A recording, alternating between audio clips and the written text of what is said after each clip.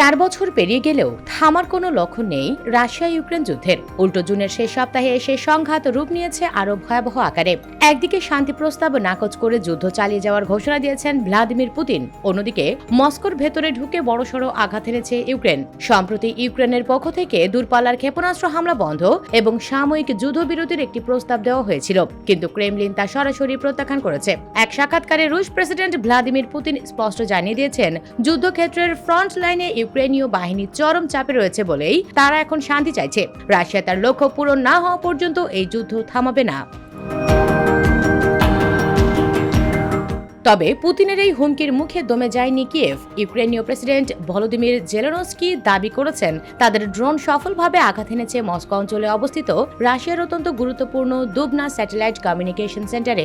সীমান্ত থেকে প্রায় 500 কিলোমিটার ভেতরে অবস্থিত এই কেন্দ্রটি রাশিয়ার সামরিক গোয়েন্দা তথ্য সংগ্রহ ও যুদ্ধ সমন্বয়ের কাজে ব্যবহার করা হতো। এদিকে যুদ্ধক্ষেত্রে দুই পক্ষই নতুন নতুন এলাকা দখলের দাবি করছে। রুশ প্রতিরক্ষা মন্ত্রণালয় জানিয়েছে, তারা দোলেন্স্ক ও জাপোরিঝিয়া অঞ্চলের আরো 3টি গ্রাম নিজেদের নিয়ন্ত্রণে নিয়েছে। পাল্টা জবাবে ইউক্রেন রাশিয়ার স্লাভিয়ানস্ক ও ইয়ারোস্লাভেলের তেল শোধনাগারে ড্রোন হামলা চালিয়েছে।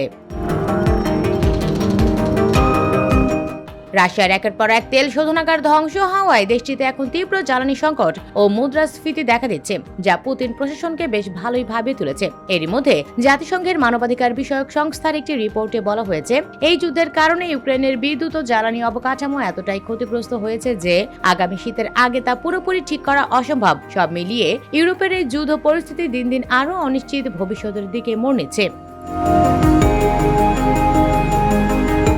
US Bengal desk report.